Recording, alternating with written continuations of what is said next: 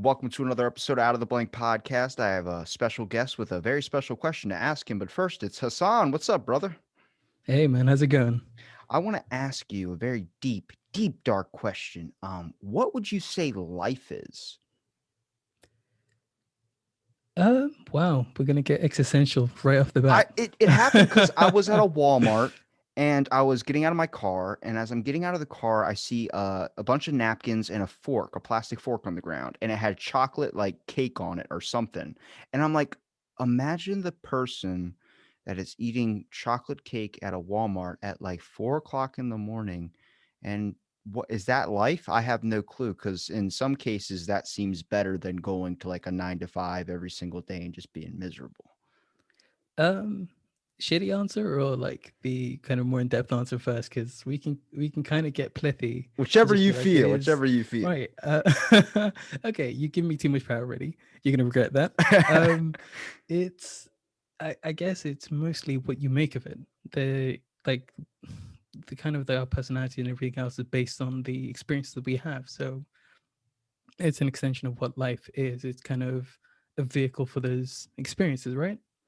I want to That's talk how I to feel that about it. person though. Like I want to know like what's how like that to me that's an interesting person. Like people say I talk to interesting people. I'm like anybody's interesting in their own way. Like that person eating cake at 4 o'clock in the morning in whatever a parking lot of Walmart before they open is interesting. But then the person Absolutely. that doesn't put the shopping cart back in the little shopping thing and they just leave it in a parking spot. I'm like I hope that person is miserable in life for the rest of their life.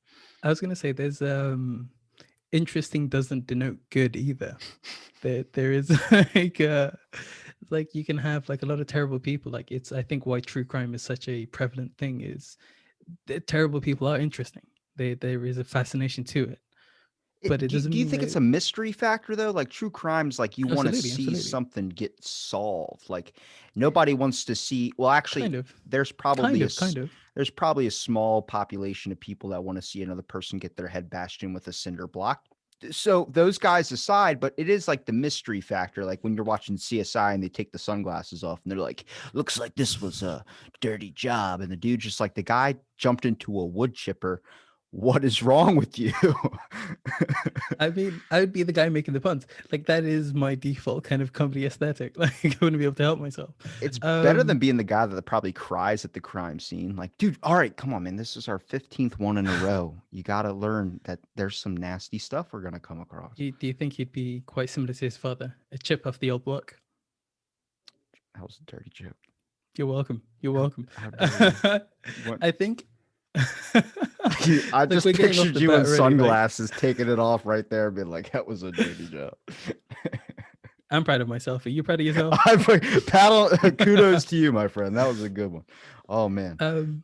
Yeah, I was gonna say like onto the true crime thing. I think there is I think the mystery lies in like peering into the darkness, kind of this taboo element of things, because a lot of the way that we're kind of taught to deal with information and the reality around us is to look at what is acceptable and kind of play in that space, right? You're not really meant to look at like the macabre or like the evil kind of side of like human nature, but like that stuff is deeply fascinating because it is part of who we are as a species, right? Well, what we deem as acceptable is completely changed from like 10, 15 years ago, because Mm, you do run a podcast and it's called the Nerd Alternative. mm. I said that correctly, right? Yep, that's Just the one. making sure because last I would need is like, no, you got to say it like this. And then I'm like, oh my God, like, You can say it whoops. again if you want, man. I'm more than happy for more plugs. Shameless plug the nerd alternative, but you kind of talk about nerd culture for instance, but like that definition's really changed because like I mean a lot of people probably don't know that aren't immense. Like a lot of people thought like the Josh fight was a fake thing and then they realized no, it was a bunch of Joshes getting in the field and actually fighting each other. There was also a clash between nerd culture, actual fans, hardcore fans I would call them, and then people that weren't as much as fans, which I mean it is kind of upsetting a little bit. Like I've been the guy who's been in a grocery store, such as that Walmart, for instance, and I've seen a very, very attractive female wearing a Dragon Ball Z Kami House shirt. And I've gone up and said, nice shirt. And she's like, thank you. I'm like, it's Kami House. And she's like, I got this at Hot Topic. And I was like, fuck. Like, I was so close to being like, "You are the one for me." And then, it just went downhill. And then there was this whole actual argument between fans where they were really arguing about like, "You're not a true fan, you're a fan." And I'm like, "Guys, you're enjoying something that was created for you to literally enjoy." Like it's like eating an Uncrustable. You can complain that okay, there's no crust on the bread, but it's still the base of the peanut butter and jelly sandwich. Mm.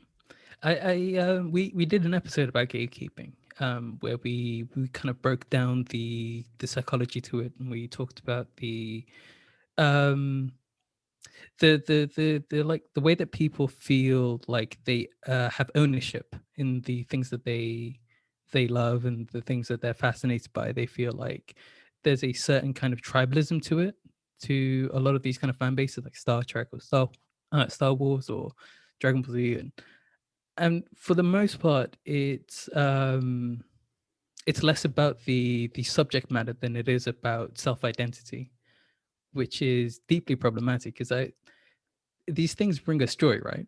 These things in pop culture or like nerddom or films or books or whatever the thing in particular that you're like going, I love this thing, right? So why would you stop other people enjoying that thing with you, right? Yeah, like if it makes you feel something, why Mm. would you like if I ask you a specific memory that you have with maybe a favorite TV show or a favorite cartoon or something or favorite thing out of nerd culture that you would call, what would you typically say? Like a very fond memory that always sticks into your head. A I remember the first Legend of Zelda game that I played was Link's Awakening back on the Game Boy, the the old times, right? Yeah. Um, and that game opened the idea of gaming to me, like the idea that it could be more than just jumping and going right. It was a puzzle, and there was depth to it, and there were characters, and it was a mechanism for storytelling, and that deeply fascinated me. And I would never ever feel comfortable telling another person you're not welcome to that because you haven't experienced that when I experienced it. Yeah, I mean, it The was a great thing back in the 90s was like kids mm, and their parents playing games together, evolved from arcade games to be able to have a game inside of your house. I mm, mean, me as a fan, like when I think of, I think I probably sway. I was a video gamer, I would say, for a very long time, but I do sway when it comes to memories, as in nerd culture or these types of things. I would consider it more on the lines of like maybe movies and games. TV Yeah. shows and things of that sort. Because the specific memory I have is going up to my grandparents' house in Florida and like being 2 or 3 years old, sitting in my underwear in a chair that's I still have. The chair's older than I am, and I would be sitting there eating these sandwiches that we would make, which is just bread, cheese, and then you put pepperoni and put it on the microwave for 20 seconds, and then it's like I was watching Dragon Ball Z, and like I remember my grandpa just being like, "Look at you, 2 years old, no care in the world, eating shirtless in your diapers, just watching Dragon Ball Z." And I'm like, just like, I don't know what you're Mm. talking about, but like this sandwich is good. I had no cares in the world. And I'm like, you can ask anybody and they will have a specific memory on these types of things. Even now, like the whole thing's evolving. For instance, like I've talked to so many people, probably you'll have the same answer too, much like I do, is like we want our kids to have maybe the same old stuff that we grew up on because it was so revolutionized to us. Because when I see the stuff that goes on the TV now, I'm just like, ooh, what is this? I don't know what this is. And that's going to be like that to them, is going to be like, this is my favorite thing in the world that I'm going to show my kids. And it's kind of like the same viewpoints, but then like it's so hard because the way we're evolving as society, such as Johnny Bravo was a very, very inspirational show. It kind of showed you that if you're a ladies' man, you're not going to get the ladies like if you are a jerk or something like that. But that couldn't be played today because that would be offensive to some people. And I'm just like, man, the whole funny part was he would crack a joke like that and then get slapped across the face. And it shows you don't be a rude asshole. It's like that taught a moral freaking lesson. The whole point of Johnny Bravo was a cautionary tale. Like, don't be Johnny. Johnny isn't a Exactly. hero, right? And the nerd It, gets the girl.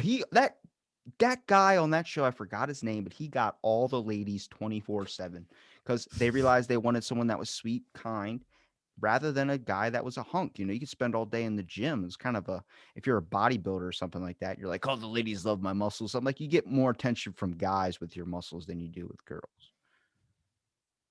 I feel like there's a the thing for me with with sense memories like these things is it's incredibly important to when you try and like kind of push these sense memories to someone else and try and like share an experience with someone is to share the context with them. Because like as much as like you were there watching Dragon Ball Z and eating your sandwich, it was a family thing, right? Like the beauty of that moment was because you were there together with your family in a point of safety and comfort and relaxation, right? You wouldn't just be in your diaper just like shirtless eating a sandwich like in a random place, right? It's all these things all together. It's yeah. I Do was you know, like, hey, man, dude, that sounds like the life, to be 100% honest with you. I've come right? across some people in Walmart who are just wearing sweatpants where I'm like, you don't care. You don't care. You guys move different, man. You guys move different. You guys There's like have a low lifestyle, and I don't like it. half of me is like, yeah. The other half of me is like, I'm impressed. I'm moderately impressed. Like, But I think that's something to aspire to. Like we always talk about, mm, like, look at this person stressed. I'm like, they don't have a care in the world. It's Johnny Depp mm, confidence where you're like, I'm just going to go in a store. I don't care what I do. I'm going to spend an unreasonable amount of money on something and just not really like that's the one thing I'm kind of seeing a lot now trending is more like a lot of people like, I don't care. Like I'm tired of like everywhere I walk is an eggshell. And I'm like, even though something that gets played might be offensive or might be something, the whole point is it's trying to make you laugh. Like one show mm, which I think anything can be nerd culture technically, because you're really, as long as you're super interested in it, people will be like, well, you're a nerd about blacksmithing. It's like, yeah, because I fucking do it all day. And yeah. that's the thing. So if you're a gamer, it doesn't just go to games, it goes to all boundaries. It goes to basketball, it goes to football, it goes to whatever. And I was watching a really good show, Mike Tyson Mystery Series. And I'm like, this show is like, have you ever heard of this show? I've heard of it. I've never seen it. It's I've just never like hunted it F- down. Mike Tyson has a fucking show. And let me tell you something. It's like Adult Swim, like when you're supposed to be in bed but you're not. And then they have these like Venture Brothers, like those weird. Yeah, peak time Adult Swim is the best, dude. So Like it's the the best. animation of Venture Brothers, but it's Mike Tyson and he goes and solves crime with like a pigeon. And like it's just funny because this guy comes in, he's wearing a jumpsuit, and he's like, who made that jumpsuit? And the guy goes, it was Guess, like the clothing brand. And Yeah. he goes, okay, I'm good at this. Was it Abercrombie and Finch? And then he just starts guessing. And he goes, guess. He goes, I'm guessing, motherfucker. And then like it's just so like everything on that show is like you think it's going one way and it goes another way. Then it has at the ending Mike Tyson like giving you some motivational advice, like, Mike Tyson, we're gonna give you a bunch of license plates to read, and then it's like URQT, like that's how you're supposed to read it. And he goes URA, and then he says an offensive word, and like, that, Mike, that's not what that means. He goes, and he keeps trying over and over and over again.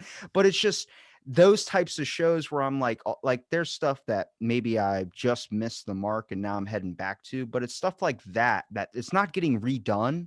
It's just there so you can still enjoy it. Like if they I know they were talking about bringing back Courage the Cowardly Dog. Now that show for me was like everything. Like that show taught life lessons. There was one episode I could just name right off the back that everybody I think was scared of, which was called The Slab. Return the Slab. I don't know if you've ever seen that. I haven't seen that episode, but I have seen some of it. Bro. I Oh, hunted it down on a friend's recommendation.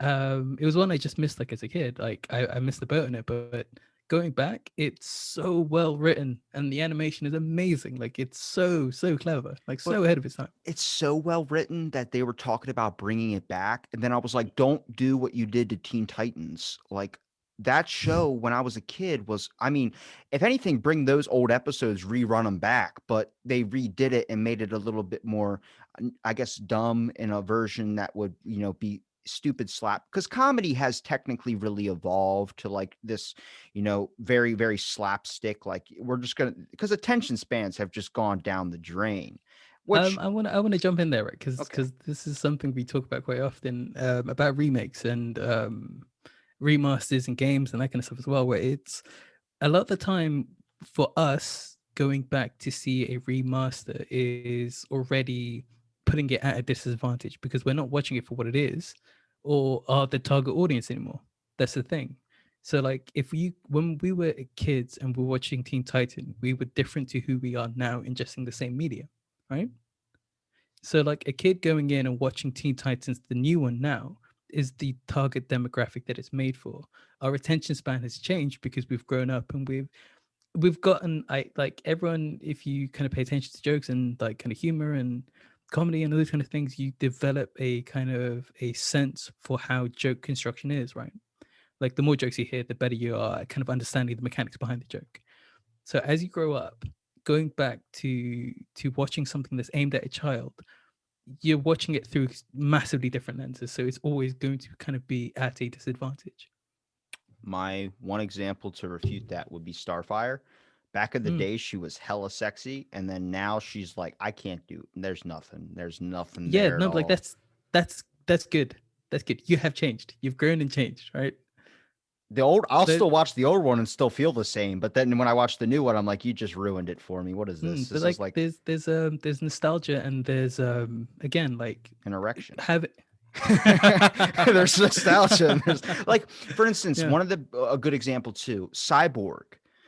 When he has in one episode he puts a ring on his finger and it brings him back to this human form, what he looked like before his accident, and it was this actual moment where there was gravity in it, and then now there's nothing like that. There's no emotional like like you always knew there was going to be a climax to an episode. You always knew there was going to be an emotional moment in some, if Batman gets shot or Batman dies and it seems like he's dead, he's not really dead, but there's still that, oh my God. Now it's like we don't want to play that anymore. And I'm like, Mm, for instance, one superhero I wish they would make a movie about, Static Shock.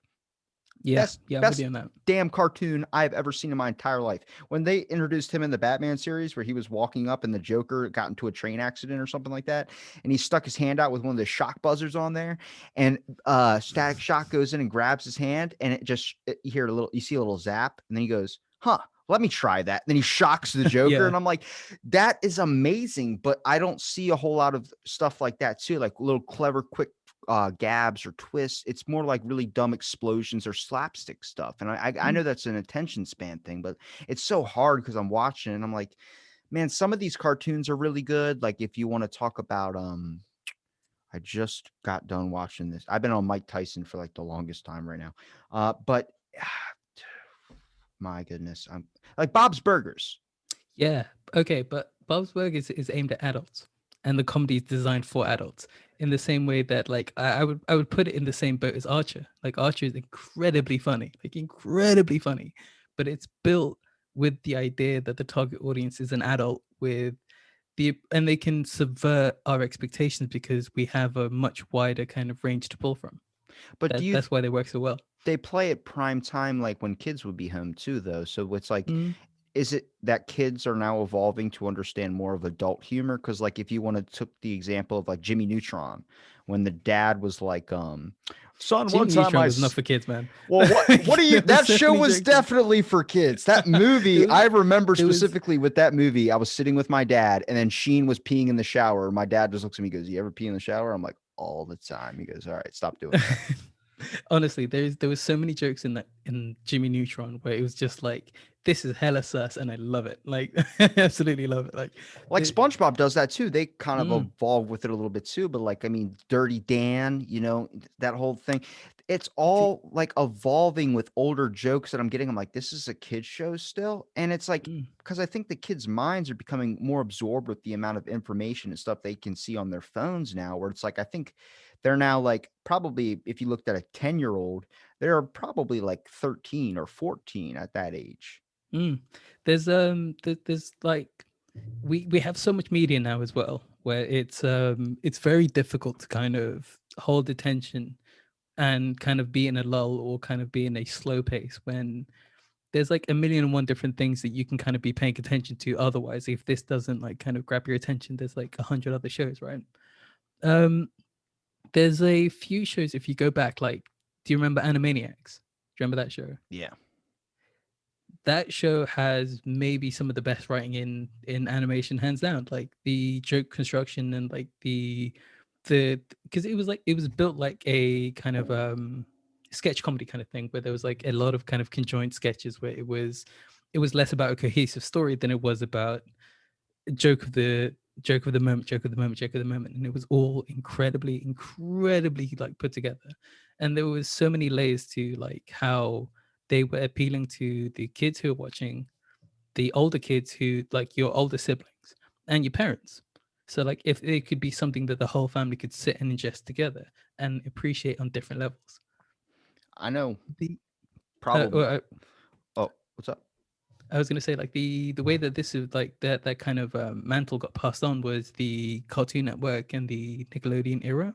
Like when those guys came in, they got like a lot of money and they got kind of professional comedians who this was like a lot of them. It was like this is their first gigs, so they got to run rampant in a new space, like this kind of this huge swathe of animations that were kind of coming out the woodwork. That's why I think those work so well. I also think it's because it's a lot easier to do more comedy and go kind of push the boundary when it comes to cartoons rather than if you're going to act it out. Like if we see an actor crack a joke and it would be kind of offensive. Like I've seen some cartoons and stuff and I'm like, thank God this is a cartoon and not an actor saying this or an actress saying this because it would not play well. But I think it's just because we don't have that boundary. Like you have a little bit more free range. I talked to a couple of animists or people that animate stuff for shows and everything like that. And they're like, you don't really want to be an actor because like you're kind of limited. Like you can crack jokes for sure. But when you're watching Family Guy, even if it's adult comedy or something like that, they can just push the boundary. Like they have Ben Stiller with giant Dumbo eaters, and then he just flies in out of nowhere. But like them saying that on an actual live action thing turns into a little bit of an issue because you'll be starting fight with Ben Stiller. I don't know how good he is at boxing, but like, on a Mike Tyson cartoon, you can have there was one episode, the dude's name was spelled Cunt, but he was like, it's you say it in a French accent. And then Mike Tyson just kept saying the C word over and over and over again. He goes, and the pigeon is Mark, not Mark Norman, not Mark Norman. No, hold on a second. He's a Canadian guy. I can't believe I'm blanking on his name because I just said it like 2 minutes ago. Dude, no freaking way. I'm getting dementia. Oh Is my it Larry god. Bird? No, it's not Larry Bird. It's a basketball player. Um, Wait, think about the joke. I'm thinking. The Hang on. pigeon, the pigeon. The pigeon, and he owns his own. Norm Macdonald. That's him. So Oh, awesome, awesome, awesome, Norm awesome, awesome. Macdonald's the pigeon, and he goes, "It's this," and he says it. He's screaming. He goes, "You fucking idiot! You said it 5 times. He keeps telling you no." And I'm like, that stuff.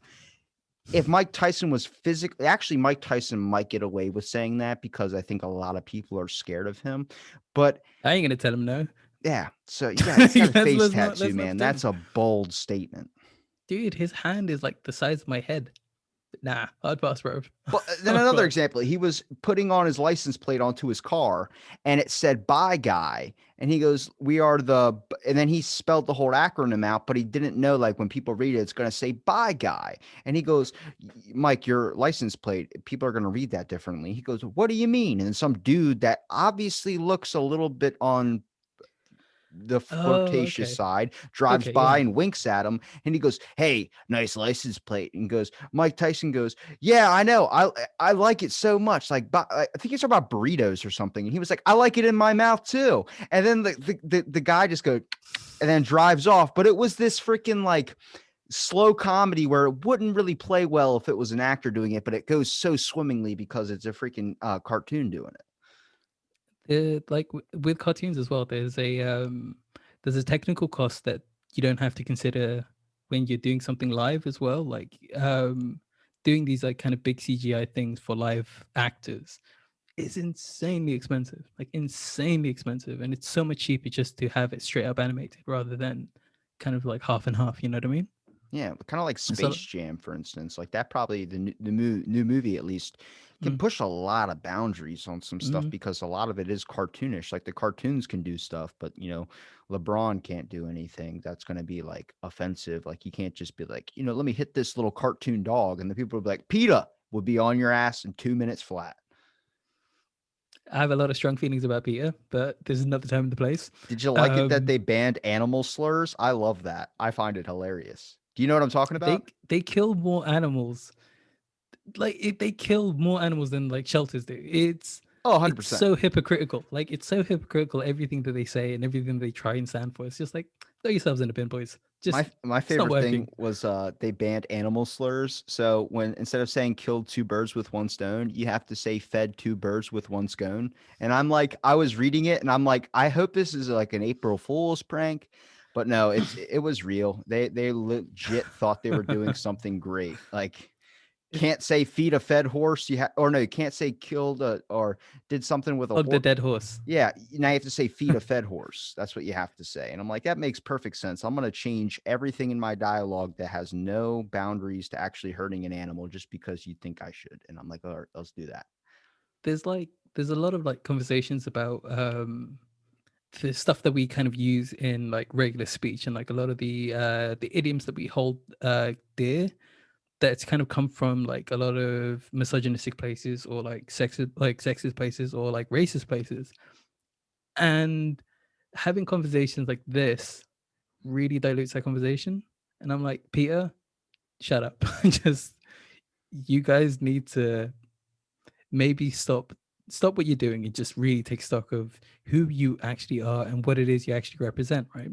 I just want maybe like let me be in charge for 1 month of PETA and actually get some shit done.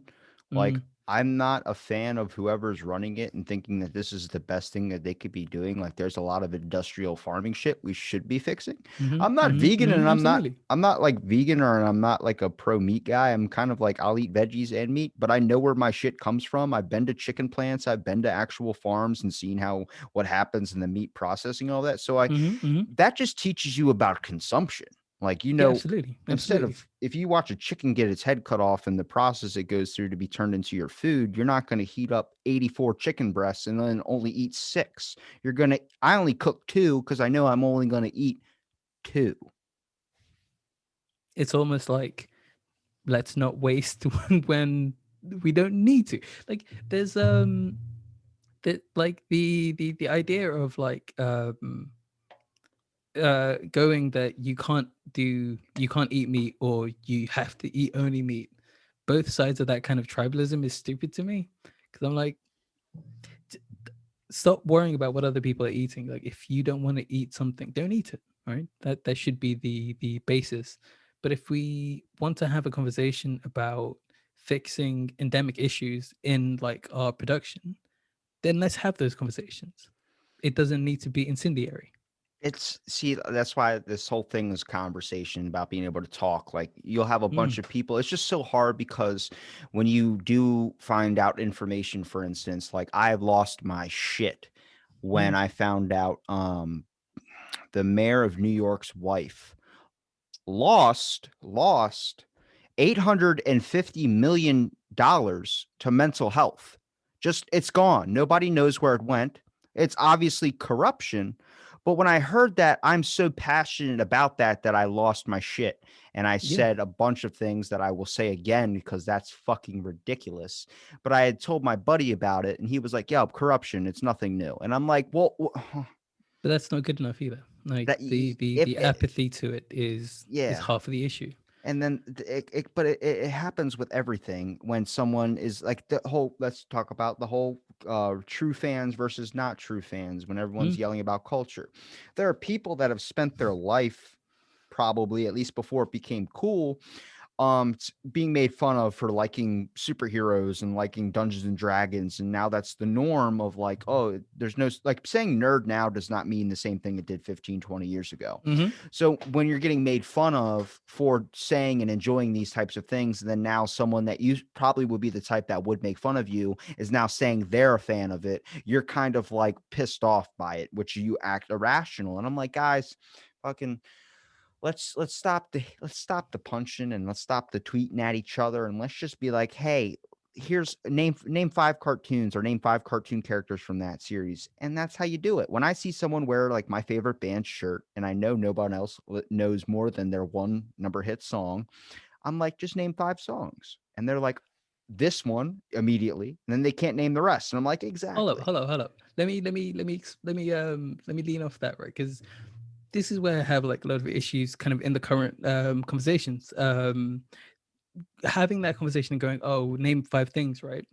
A lot of people won't have a conversation like us, where if they say name 5 things and you don't name 5 things, they take that as a victory, which is No, you got to teach them the 5 things. yes, right. You're jumping ahead of me, but it's this very kind of insecure kind of thing where it's like, ah, you didn't name it, you're not a true fan, I'm better than you. That is the extension they're making, That's when you right? snap their neck. Yeah. So like, You just crack it. like it's like, like for me, like if ever I'm in a situation where I'm like, I love a thing, I'm like, I want to tell everyone about that thing, right? Like I want to share that joy, that passion that I have about that thing. Um, and like when people say, "Oh, I was bullied," this gives me an excuse to be an elitist. It's not. I was like, I was bullied. I was a nerd. I was called a I nerd was in an bullied assaulting too. way, right? I'm still And not it's like, cool. cause overrated.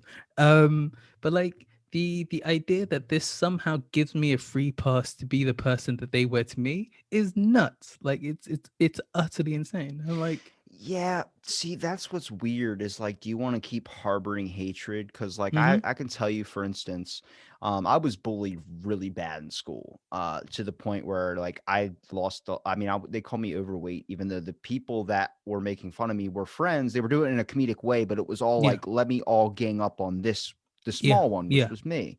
And eventually, like I was going through some big issues in my life with like family and stuff. So I just couldn't handle it, all that pressure, and you end up mm, cracking. Then I ended yeah, up joining a gym, and then I've been going every day for 9 years because of that, because I've just got just physical appearance issues. But those people that were messaging me when I got my six pack, as soon as that happened, saying, "Hey, help me get this," because they continued drinking and going on to college and gaining all this weight, and then they wanted to get back into shape.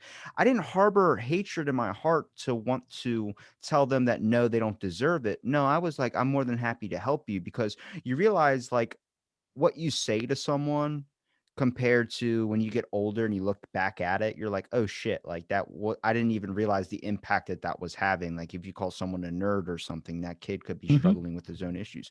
What mm-hmm, sucks for people that are like bullied like us or something, where it's like you're like pissed off at how much you knew what that pain was, that but it's like, why would we keep that? Because it's only hurting ourselves if we don't yeah. let that go. But then it doesn't mean you have to go on a fucking date with them or anything. It just means, hey man, No, we're but you cool, and move then you on. wipe your Yeah, hands. Yeah. you move on. There's like the best thing that you can do is be better, right?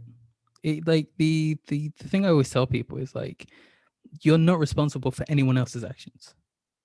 You're not responsible for what people say about you. You're not responsible for the insults. You're not responsible for their feelings about the things you like. You're not responsible for any of that. All you're responsible for is the things that come out of your mouth and your actions. That's it. Be the best person you can be, right?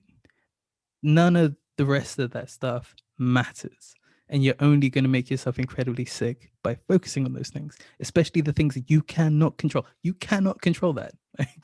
Let's not get that twisted, right? Just go into every situation firstly with the empathy, especially if you come off things like us going, I know how this feels. I know how it feels to be in these shoes. These were my shoes, right? So I don't want to put these shoes on anyone else. If you see people who are going to be abusive to you, or just move on. You don't need to engage as well. Like that's another thing. It's you don't have to fight every fight. You don't. Like if you if you ever feel yourself getting into a situation with someone where you're arguing and they're being and it's not a conversation anymore, take a step back, regroup if you can. If not, move on. That's it's not that deep. I think the best wisdom I've heard, at least in an interview recently, was Neil deGrasse Tyson, where he's like, I don't debate people. And they're like, why don't you debate people? He goes, because then it's all about who's the better talker, who's going to be the guy that's more convincing for others people, or, there's no logic that gets involved with it. It's all about, if I could use, like, if me and you were debating about something, if depending on if I could make a bunch of sophisticated words put into one sentence, and then if you said a sentence but there was stuttering and there was stammering and there were pauses or something like that, then everyone would be like, well, he obviously won the conversation because he was using these intellectual words and giant sounding ones that sounded so smart, and the other guy could barely even mush out a sentence. And it's like, it's not, I don't think anything should ever boil down to an argument. At least I don't know if it's just because for me, from talking to so many people and seeing so many different views on things, I don't have anything I'm emotionally invested into so much to the point where I would want to argue. I think the only thing I can ever get super passionate about is like when it comes to mental health, maybe. Yeah. And then when it Yeah. comes to like kids getting free lunches at school, because I was one of those kids that needed that. And I was like, Hmm. that's one conversation I've had with someone where I was like, hang on a second, you don't think what?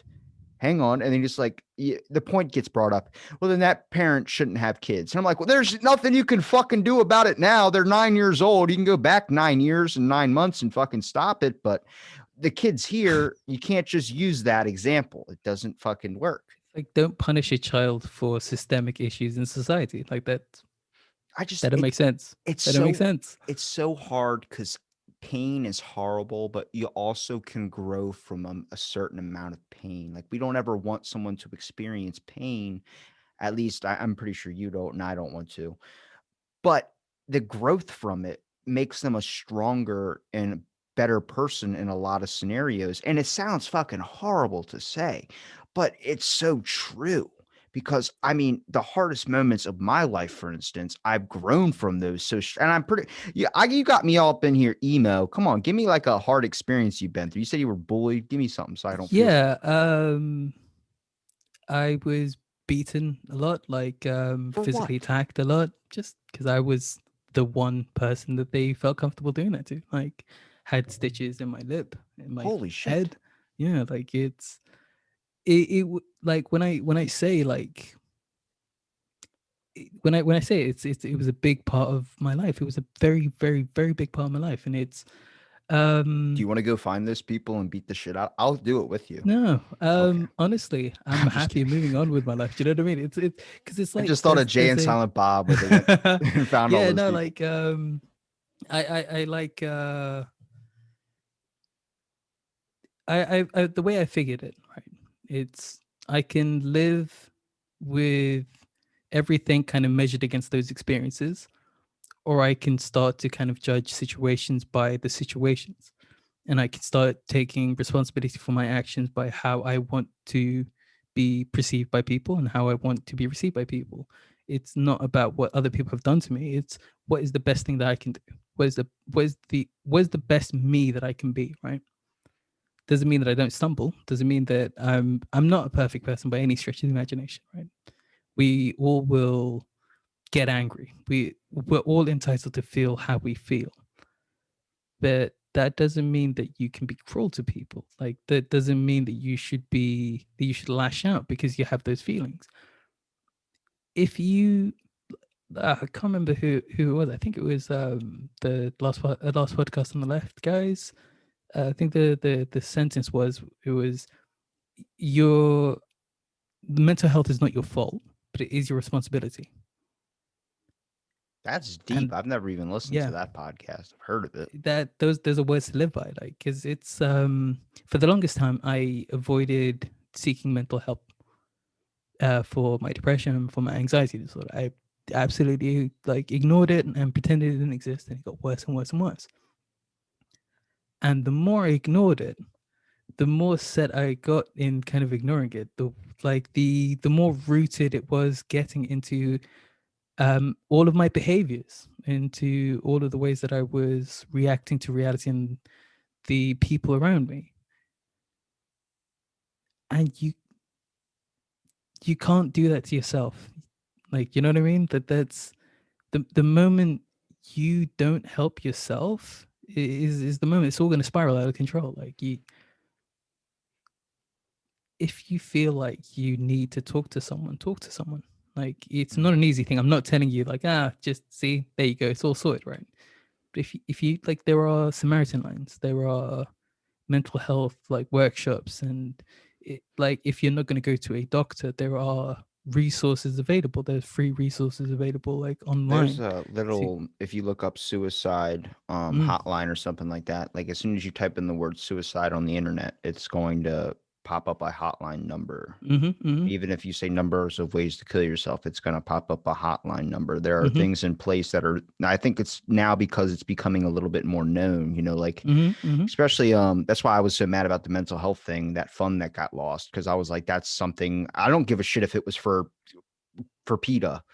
mm-hmm, Animals aside, that's mental health, especially, is number one in my brain right now, with a severe severity of things that should be being funded even more. And then it's like mm-hmm, the homeless, but mental health is number one. And if you look at when I dropped my little nephew off when he was in like seventh grade, actually, yeah, it was, yeah, maybe sixth grade.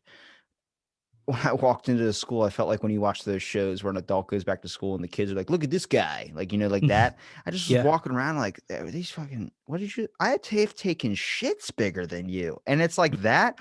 And then it's like I remember when his first day of ninth grade, and I dropped him off. Every kid looked like they just been to Iraq. Like they were like holding their arms like this and just looking down at mm-hmm, the floor. And I'm like, there's no like little back and forth banter that kind of was upsetting and kind of hurts your feelings. There's none of that. Like every kid looks like they're about to jump into an Edgar Allan fucking Poe book. And it mm-hmm, was mm-hmm, like really, really scary, because this just shows that like kids can't even like I always mention this example is there's people that won't leave people the fuck alone, and then there's people that want to be left the fuck alone. Now it's mm-hmm, like mm-hmm, everybody wants to be left the fuck alone because nobody can handle, because there's already so much weighing on top of their heads. And if you look at yeah, kids in fifth grade, kids in third grade now, like starting to have like severe amounts of depression, it's being diagnosed like it's fucking candy, which a lot of times I'm like, is it depression, or is it just they're upset because of mm-hmm, this certain instance? If you keep that aggressive thing in their life, they're going to constantly be upset by that aggressive mm-hmm, thing. But if you take that away and fix the issue, does the depression go away? Then that's just because of that thing. But there are kids now that are starting to experience like every day wondering about killing themselves. There was a 12-year-old, I think, a few weeks ago that killed himself. And it was like, where the fuck is this coming from? There's another step that we're missing here. Like, you can't just say, we have this helpline. I get it. Those are amazing things to have in place, but what is getting people to the point where they're that upset that they think that this light at the end of the tunnel is never going to end? You say you have depression. I have depression as well too. We have our days. We have our mm-hmm, days where it's like, I don't want to fucking talk to anybody. I'm miserable with my life. But then we have these moments like we do now where we're at least mm-hmm, managing being able to have a conversation. We're still, laughing. We're still having a chat, and we're happy, and we don't remember what that was like to be in that pain. But when you're in that pain, it's so hard to know that there's going to be that next day where you're fucking happy mm-hmm, again. mm-hmm, So absolutely. what's pushing everyone to get to that point is the thing I want to know, because we're like attacking the core principle and not focusing on the little steps up to the core principle. Like, you got to chip away the sides before you get to the middle. So there's a few things. So like there's like kind of nature, nurture, and environmental, right? So like the environmental things that are going on right now absolutely will have an effect on the mental health of everyone, not just children, not just adults, like everyone, right? The fact that we're in a pandemic where people are nervous, people are panicked. The the globe is on fire. Like the way that global warming is running rampant, like the fact that there's more wildfires per year and they're worse every year. Like the the police brutality and the murdering of black people in America, like that is a huge thing. Like, and the fact is, when we're on the internet, we can't escape these things. And this is on top of the day-to-day kind of struggles that we had was when we were kids, when we didn't have these specific issues at the time, right?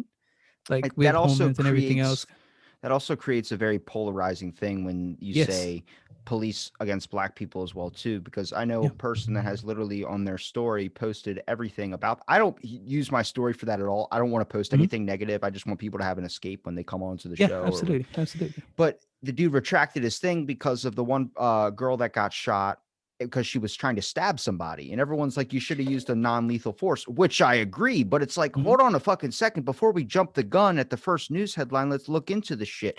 And Yeah, there's yeah, absolutely, absolutely. people that are But still speaking like it's the cops' fault, defund the police. I'm like, hang on a second, let's not go to that. Let's talk about a better evaluation for our police department, because I think me and you can both agree that there's one person that we went to school with where you're like, holy shit, that guy's a cop. Like, fuck. Like we yeah, all, and I think yeah, yeah. that's what's slipping through. Is the issue is it happens even with the mask situation. When Mm-hmm. you, with the people that they call a Karen or something, these are Mm-hmm. people that don't have any power in their actual life. And then when they get power, they abuse the shit out of it. Yes, absolutely, absolutely, That's absolutely. what we need to fix. Why are people having this sense of authority that when they do get placed in a position of power, they feel the need to act aggressively about it? And I'm like, I feel like because right now in everyone's life, we're all feeling like we have no fucking control. Like, Mm-hmm. Mm-hmm. and we need to get the control back. It doesn't just go to disfund this or disfund that, because then the issue happens with Minneapolis, where they disfunded their whole police program and now they're boosting it back up 200% because people were in the streets beating each other with bats. It's like, we got to have a fucking middle ground. Like PETA, we're going to fix the animal thing, but we're not going to ban the animal slurs. What the fuck? Like, they're like, well, just take the animals on animal crackers out from behind bars. They did that in 2013. That's why no animal crackers have bars on the covers anymore. I'm like, really?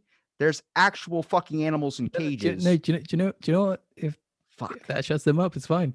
Like, You don't want them to like shut up. You want them to do productive things, not be like, no, no, I'm upset with Hasbro for no, having no. You animals. got to remember, right? With them, I don't expect them to be productive. That's So terrible. the key is distraction in that situation, right? It's not about You got one organization that is meant to help out animals, and they're not doing a fucking thing to help out animals. That's what's so sad, because I'm like, damn, you got no one else fighting this fight. maybe they should go extinct. Oh, dude, that hurts my feelings because the dodo bird, like that Mm. dodo bird, everyone It was has, also a very well constructed joke. Come on, man. it was. But it's like the dodo bird, for instance, it's like my mascot for my podcast because it's so misunderstood. Like a Mm. lot of people think it was so dumb it just died because Ice Age or the movie or whatever showed it getting blown up by a geyser.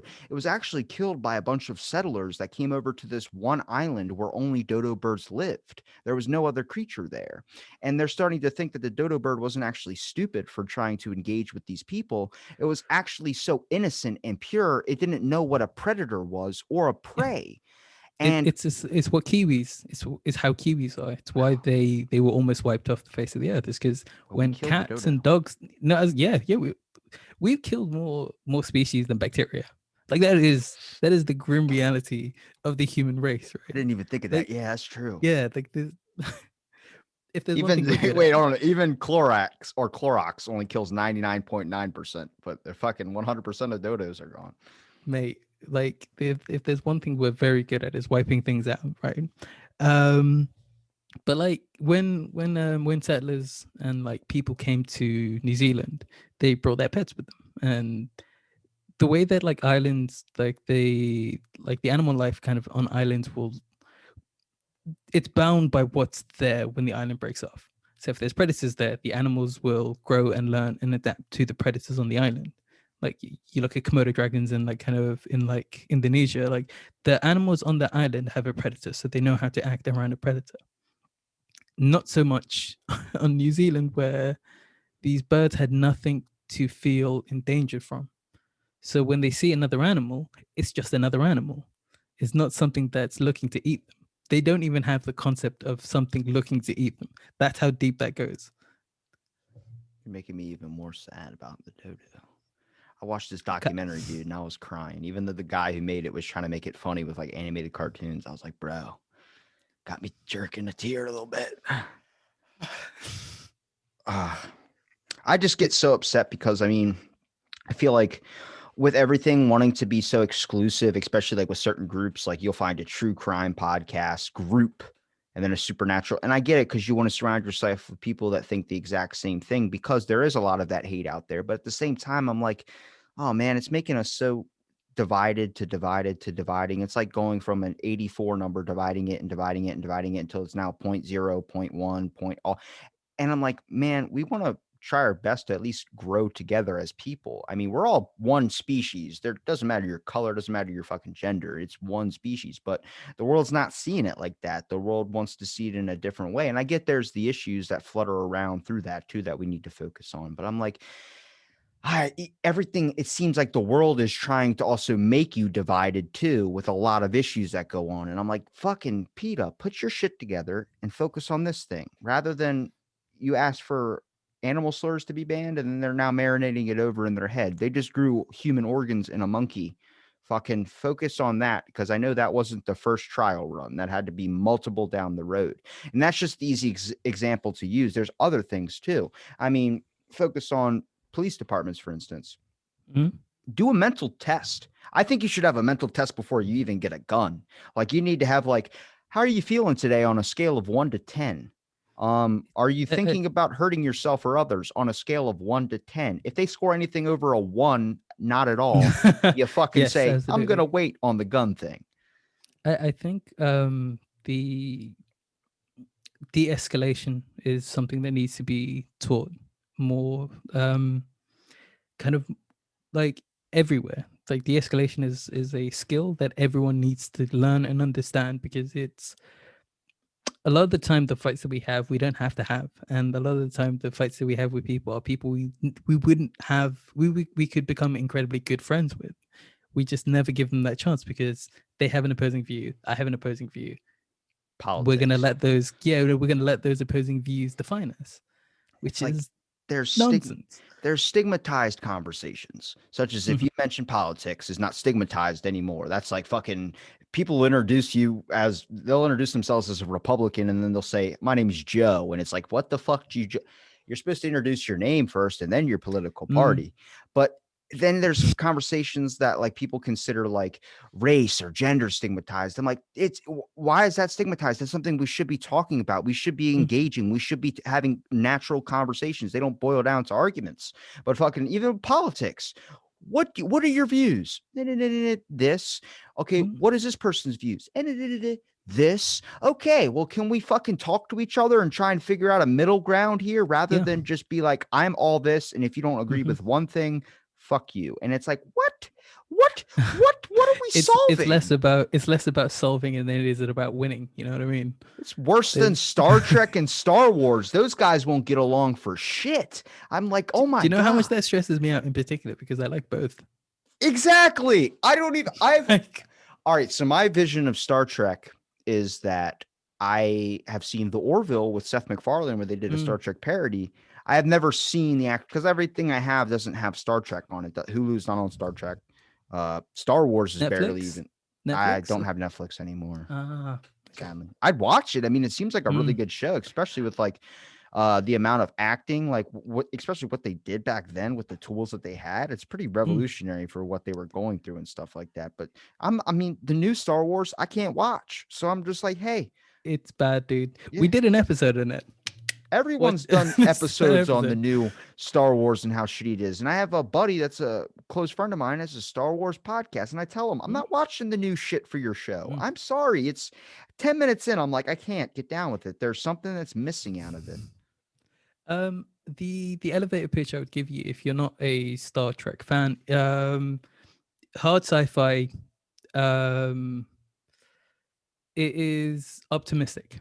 It is a incredibly optimistic kind of show in regards to humanity and our behavior, because like as much as like a lot of it, there will be fights and wars and kind of different factions kind of all vying for power and everything else.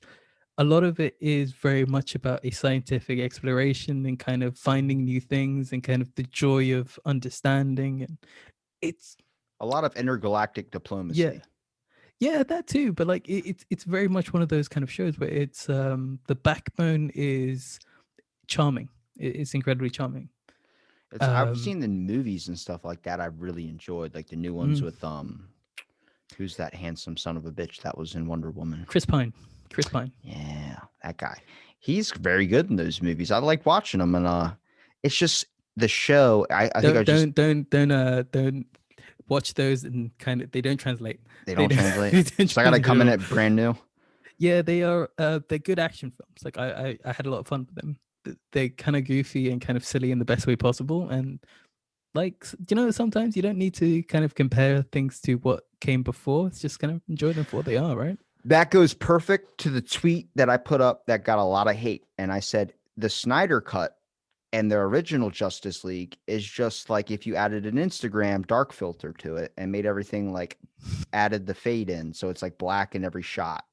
They were wearing black. It's true. Their Yeah, no, clothing just I'm became laughing because goth. like, yeah. And it wasn't. And my buddy was like, dude, what are you talking about? Restore the Snyderverse. It was way better than the first. I'm like, you're comparing it to a piece of shit. It's not Yes. a better movie. It's just a clouded up piece of shit.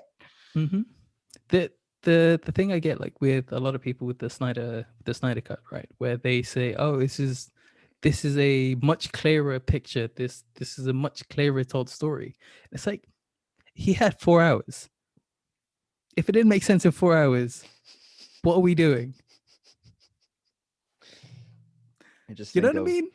I just think of putting up an Instagram photo, like taking the original, fucking Yeah. swiping the Lux all the way to the right, and then just there you go. That's the Snyder. And it's the same thing with Mhm. Mortal Kombat, for instance.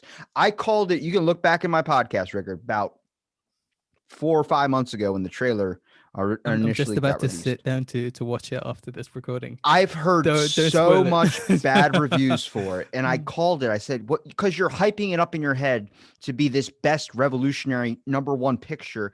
And I'm like, Mhm. if anything, when people find out it's bad, they go, it was way better than the original. I'm like, it had fucking 30 years. You bet your ass it better be better than the The original. original was like made with £30. Of It course, was it's gonna be better. it Like, was it was like so bad, but it was good. Like it was like, okay, holy shit, the dude landed on a spike. And you could tell the spike was just going beside his arm. It wasn't actually in him. He was just laying down by a spike. But you're like, fuck I, it. I wanna right now say this. I stand on the political platform of Mortal Kombat 1 being a good movie. It is a good movie for what it is, right? The very first one. Um, do we have time for me to go into this? You Because can if you there's want. there's a logic behind like why Mortal Kombat works and why it's a good movie, right? It sets up a very, very simple plot. It doesn't pretend to be anything other than it is. It doesn't add in any highfalutin characters or any kind of high concepts. It's we're from this realm, we're from this realm, tournament, and then they go about doing the tournament. Simple shit I can Yeah. follow. Thank you. And all of the action is fun. All of the characters are fun. None of them tries to be Oscar worthy. No one in that movie is acting except the guy who was Shokan and Raiden, because Raiden was Christopher Lambert. Like, and like apart from those two, right? And those two made everyone else by comparison so much better because you could clearly see they were just like, I'm just here to kick some dudes, man. Like, let me kick some dudes. People are going into it like way too high expectation, and I'm like, guys, if anything, you want to undersell it. You want to be like, it's going to Yes. be an okay movie, because then you'll be so happy with the result from it. But like, Mm. then you'll have, oh my god, I can't believe this is probably going to be a term, Mortal Kombat deniers, where there's going to be people that are going to be like, I refuse for this to be the last Mortal Kombat movie, and it's like, I get it. Look, they had 30 Restore years. the combat verse. No. Restore the combat That's a verse. trending hashtag, and I can't believe it because I'm like, a 4 hour movie, like, come on, like, what did you accomplish in the 4 hours? It's better than the original. Okay, that doesn't make it a good film. Exactly. They like the thing going back to kind of the Snyder Cut, right? The thing that was the bigger problem with the Snyder Cut is with the 4 hours, with the clarity, the problems that I had with it originally are still there. What problems did you have? The story is nonsense. The character development is nonsense. I don't care about any of them because they don't develop them. I hate what they did to Cyborg. Yes, I'm a right. Teen Titans fan, and when I saw Cyborg, I was like, what? Why does he look like that? Why does the CGI so obvious? And they're going, what do you expect? Like, they were spending so much time on the other parts of the movies. I was like, your characters. He's the main character. Fucking Brendan Fraser was in Doom Patrol and looked better than Cyborg. What the fuck?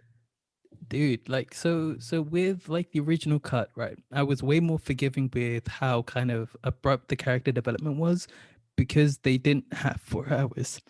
Like That's a the trip to Baltimore, and I'm in Maryland. So that's Baltimore, Maryland. That's a 3 hour trip. That's enough for me to stop at the Wawa halfway there, get pizza combos, take a dump, and then still get back on the road, fucking make it all the way to my grandparents' house in Baltimore. That's as long as dude. that movie is. So like in that time, right? And remember, like, if you're a consumer, that time is never ever gonna come back. If you've used this time, it is not coming back. Oh, that's a fucking Saturday too. That Right? somebody's my buddy. I'm not gonna say his name, but he knows who he is. He who I'm must not be named. I'm looking right at the camera on this one. He spent his I remember I was like, let's podcast this day. It was three of us, we were gonna do a podcast. Everyone was off work at this time. I said okay, my buddy said okay. Then the one dude goes, I can't. It's Snyderverse day. I'm not doing anything but Snyderverse. I was like, it's out like that night. So you can technically watch it at 4 o'clock in the morning and still have all fucking day to do a podcast for an hour. And he just goes, nope, it's only Snyderverse day. And then now he's a hardcore defender of the Snyder Cut. He's like, are you kidding me? I'm like, and he also thought like Kong and Godzilla was a great film. And I love this dude. I'm telling you, I love him to death. He's been on a couple of times. He's a great dude. And I'm saying it Is because I know he's going to listen. I I'm love I'm not Brian. wait, I don't know you and I'm not gonna say anything mean about you, but like it is okay to have these feelings. They're just wrong. It's crazy because like he said Kong and Godzilla. He was like, Kong or Godzilla would kill him any day. I was like, the humans had to help her. He wouldn't have survived. I was like, yeah, but they made Kong look like a bitch. If you're Oh, gonna that do was Godzilla and Kong, give Kong some mutant powers or some shit that happened in a radiation lab. I don't give a shit. You have Godzilla in there. He's made of radiation from a nuclear facility on a fucking reptile. Then they add Mecha Godzilla and they team up together. I'm like, bro, but you made Kong like a bitch. Every time was human involvement saving his life. There was a couple of good punches in there, but I'm a Kong fan. What the fuck? dude, I was in tears, like tears of laughter watching that movie because of like every time Godzilla would turn up, he was just like look at him like, yo, you want this? You want that smoke? Yeah. Yeah, I thought so. He was Yeah, so cool. cocky. Like, yeah, like he would just eye him, right? After beating him up, and you'd be like, yo, I'll be back, yeah? I'll be back. And then like he'd leave. The best bit, like, you know, when he drills a hole to Oh, the no, and he looks down the hole like, no. yo, I heard you talking shit. Like I fucking heard you grabbed an axe. Guess what? And then they find the oh man, axe. Oh God, spoiler that alert was for anybody. let's not talk about the axe. Oh god, that was mm-mm. How did PETA let that movie slide through? PETA should have been all over that. Like, hang on a second, hang on a second. You got an ape fighting a reptile. Have it kill some humans. And then a couple buildings fell over. And my main thought was there anybody in those buildings? Was there Yeah, anybody at all? we got really into kind of that side of things where it was like if they made this movie about the monsters being monsters, it would attract a little bit better, right? Because they are giant monsters, right? I'm going to make a sales pitch to you. Are you ready? Mm. Remember the PlayStation game War of Monsters? Yes, I do. Turn that into a fucking movie. I'm in. Why You is don't need that to not a put. movie?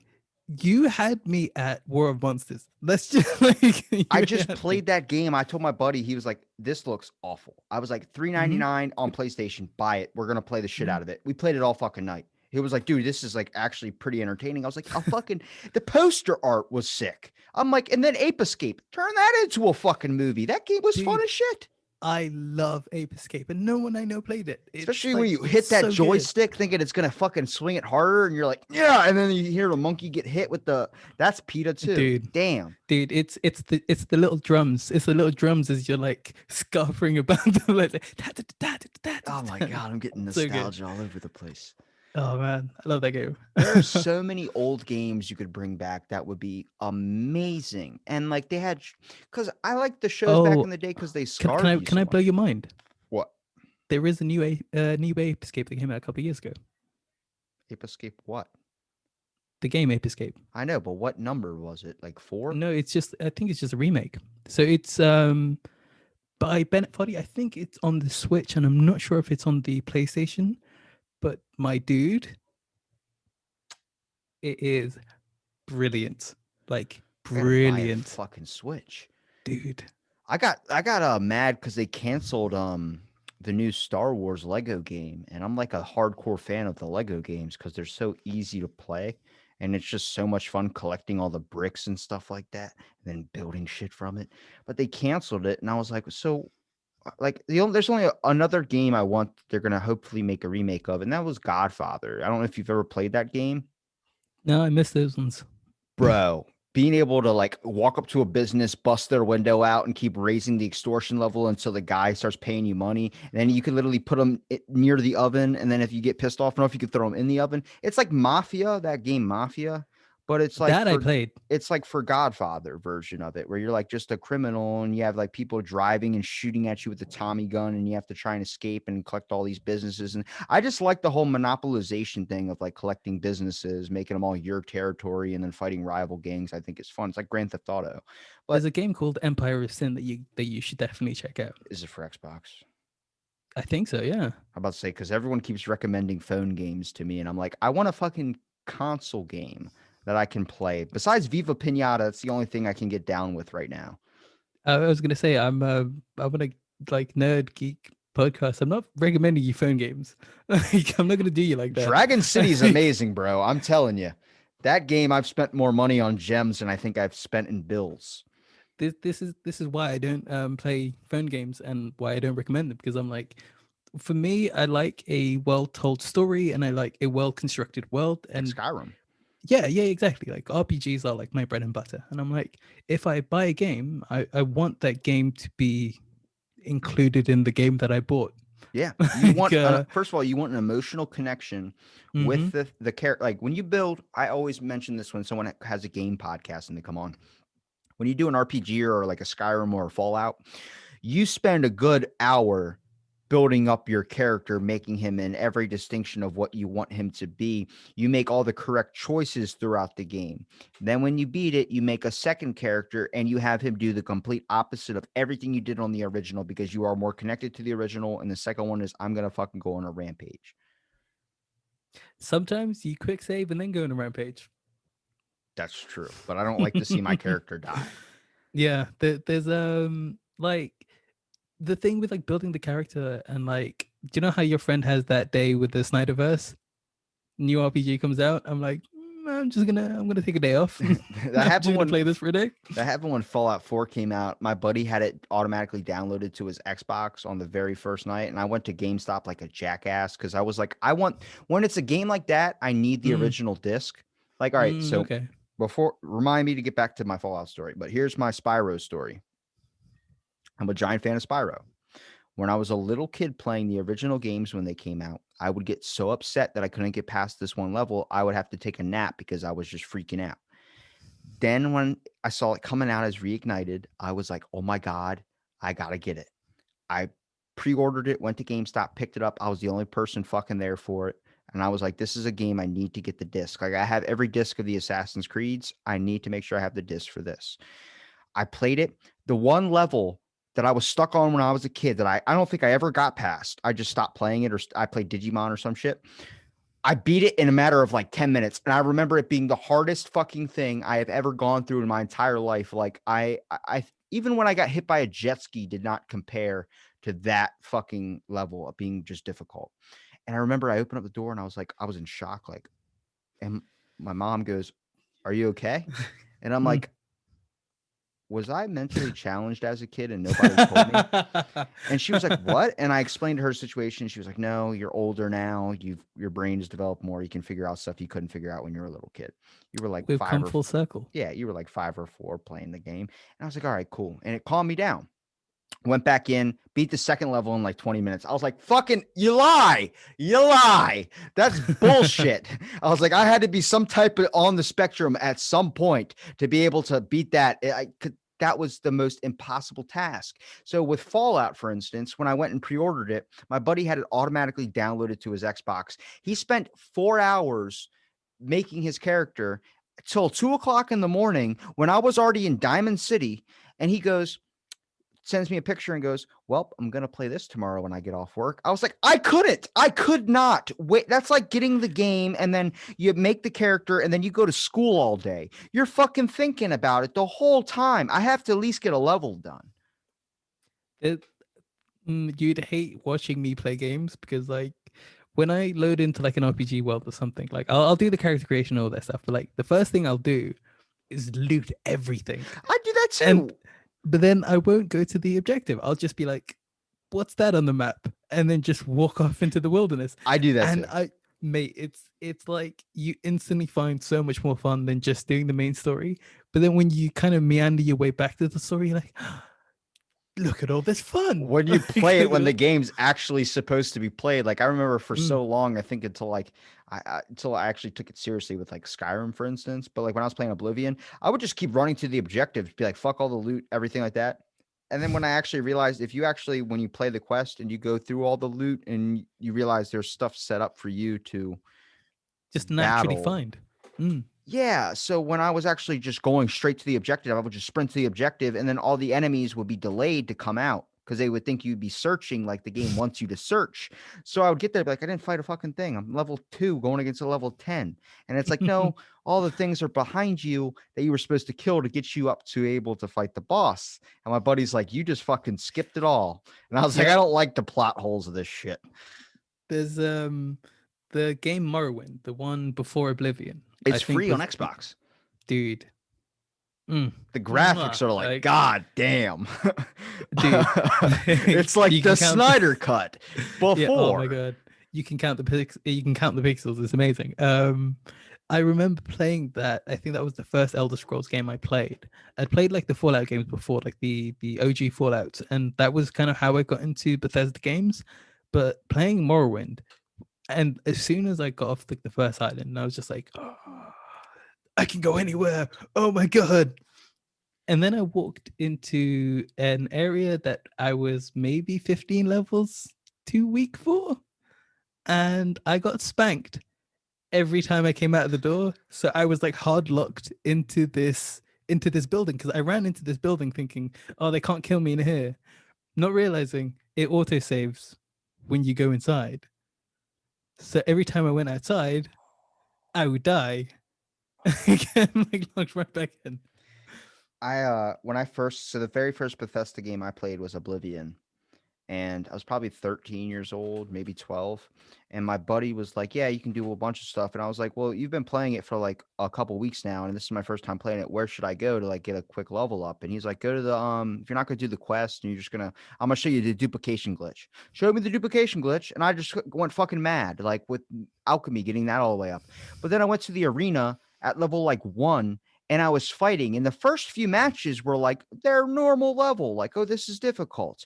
Then I got to like the close to the ending and I kept dying. And I must have died like 80 times to the point where I had a scamp spell where you summon this little goblin thing. And I would hide behind the pillar and the dude would start swinging, but his character wouldn't swing if he couldn't see you. So he'd move to your line of view. So I'd just keep rotating around the pillar as he was rotating around the pillar. And I keep summoning the scamp to hit him with a fireball every single time. And that's how I won. Beautiful. Dude, I Beautiful. spent 8 hours doing that on just to beat the champion. And like my buddy's like, you could have just fucking leveled up and then went back and killed him in a minute. And I was like, Mm-hmm. I had to do it the hard way. Like I remember setting the controller down, like, God. Oh. And my buddy's dad's like, you want to eat dinner? I'm like, no, until I get this done. He's like, dude, you've been at it all night. Yeah, yeah, for real, for real. I remember the first time I was playing Skyrim, um, and I was just like, I could fight these guys, or I could just crouch on top of this rock where I know the AI can't pass to, and just shoot them with an arrow. So like, I think I got my archery like max before I got everything else to like 50. It was ridiculous. Like I just kind of kept putting like so much like effort into the archery, and I just burnt through that game fast.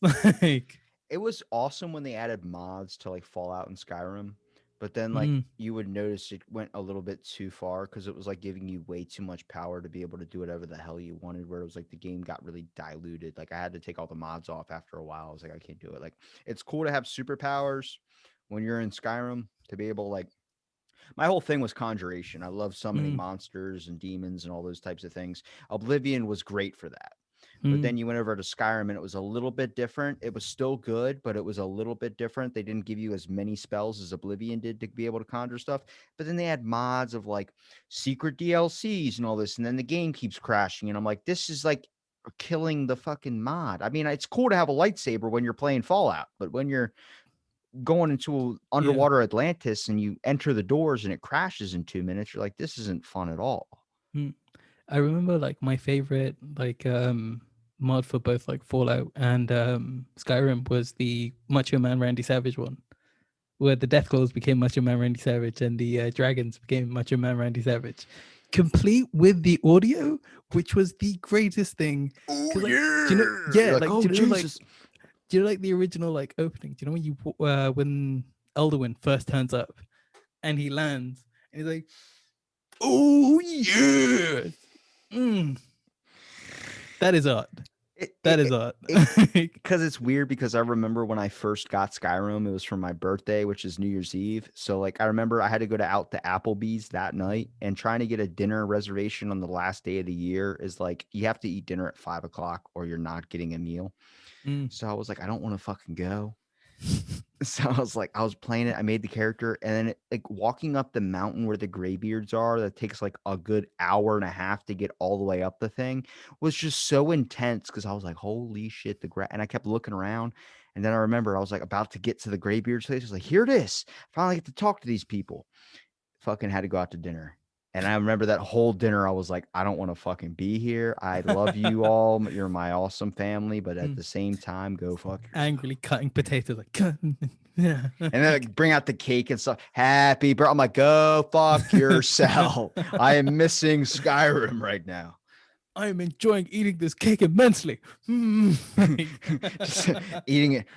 Look, I enjoy the sentiment, but at the same time, I want to get home. Thank you. And then just start can I take this to go? I just put it in a bag and it's just like Dude, I'm telling you, but that's the important parts about those games is that you have memories like that. Anything, at least, even when it comes down to just a hobby that you have. If someone says, you're whatever for playing it or doing it. If you enjoy doing it, if it's not eating people, I don't see the issue. I mean, depends on the person. Yeah, some people probably are pro cannibals. No, I was also gonna say like the taste depends on the person. Oh, that's a good one. I'll give you that. Pat, golf clap for you, good sir. Dude, where can people find your podcast at, man? Where can people like Instagram, Twitter? Right, you can find us on all the social media at the Nerd Alternative, without the E on Twitter and Reddit, with the E on Instagram. You can listen to us on Podchaser, Apple, Google, Spotify, pretty much everywhere that you listen to podcasts, you can find us. I'm usually the one on Twitter, so if you're on there, come have a goof with me. I'm just gonna make some dumb jokes. Send lots of crotch pictures. Oh no, God no! Don't will that into the world. You sent the DMs out there, get all the bunch of you just look, you see message requests and it's like 8,000. You're like, oh my God, what are they're all just pictures of crotches. And then you find out there's some guy in like the Tibetan mountains named Crotch, and he's just like, hey, how's it going? It's lots of crotch pictures. He's just like he's laughing his ass off. He's just like, gotcha. Dude, this has been an awesome conversation, and thanks for listening to this episode Out of the Blank podcast.